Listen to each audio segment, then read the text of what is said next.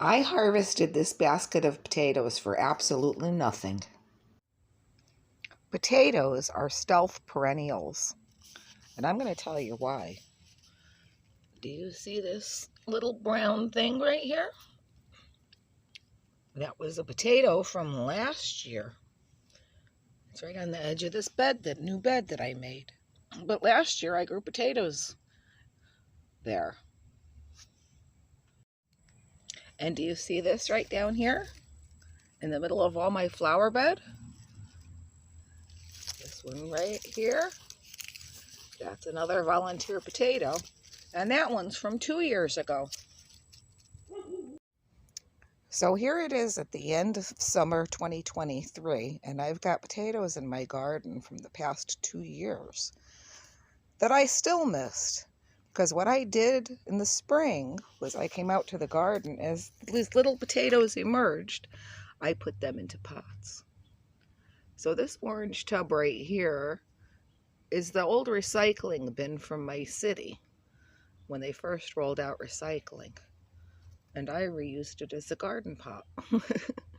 But I had 3 other pots of potatoes that I've already harvested. So I'll take you along for that. Well, it's a little overcast today, as you can see, which makes it a good day to work in the garden. And one of the things that I have in mind to do today, after being inspired by late bloomer Kay Cottrell, who harvested her mounds of potatoes. I only have these 2 little containers left to harvest. But what I hope to do is, after I harvest the potatoes, is reuse the soil, because I've built this cold frame that I have tomatoes and an amaranth growing in, which is almost full. And then after the rain barrel, I have a new bed that I made out of cinder blocks, because I built this cold frame to go on top of it. And this cold frame is only the height of a deck board all the way around. So I knew I needed to have it be a little bit deeper. So I built the cinder blocks and then put the cold frame on top of it. See, I just repurposed an old window.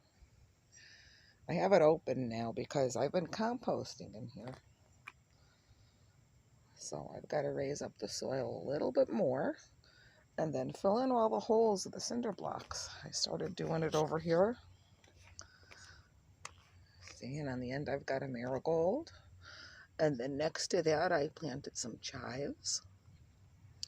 And then next to that is some lemon balm, which I got to clean up. And then these are not filled yet. But there's a little borage plant in this pot, so I think I'll fill one there. And then I just threw some mint in here, and I didn't put any dirt in, so that died. But I got a whole bed of mint that I can put some mint in there too. So that's the plan. All right, so I got the pot over here, and the bed's right here. And what I'm going to do is I'm going to tip this pot over into this bed, and then I'm going to pull out the potatoes and spread out the dirt. But here's the thing, I don't have a camera stand. So I don't know how I'm going to let you be able to see this. So what I'm going to do is I'm going to put the phone on the edge of the cold frame, and we'll see if you get anything. Here you go.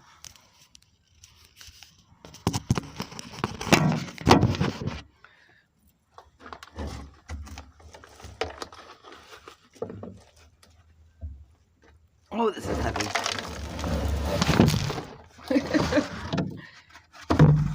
All right, I think I need a pair of gardening gloves. And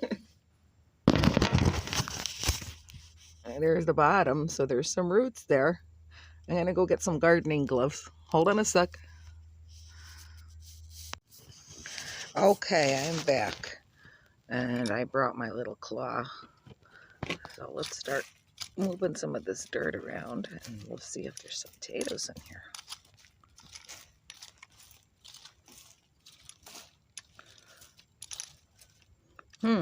Not looking too good yet.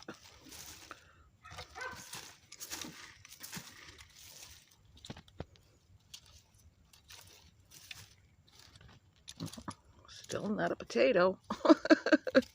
Oh, wait. There's the first one. That's one of my little purple Peruvian potatoes. That's one. There's gotta be some more in here. Oh, yeah, there's one. There's one. There they are. Oh. Here I had gloves on, but then I took it off to turn on the camera. So much for having nice nails. There's another one. Oh, that's a little baby. Look at that. But you know, these little ones are still delicious and edible. What I like to do is if you clean them up really good, then put them in a stew or a soup. Nice little bite-sized potato. You know what else is good is if you roast them with some onion. Roast them just like this size, and they're bite size. So nothing goes to waste. There's another one. They're all little purple Peruvian ones. These look to be like the ones that I dug up in the yard that came up from the previous season that I missed. That's why I planted them in containers. Now there's a teeny tiny potato. So they were all potatoes that were left in the yard that came up for another year. So they're basically freebies. Oh, look, there's an earthworm. Like I said, I've been composting in here, building up the soil, so it's nice to find a worm.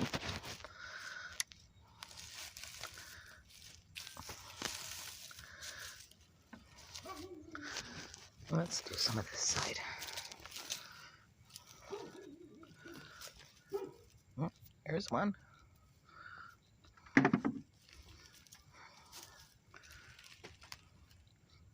There's a few more. Oh, I gotta bend down. My back's getting me. Another one. Another little baby. Now, because I'm putting this during this cold frame, I wouldn't be surprised if next year I end up getting a couple more potatoes out of the blue one here. Oh, there's a yellow one. So there was a yellow one in here too. All right, I gotta put the, oh, there's another worm. Yep.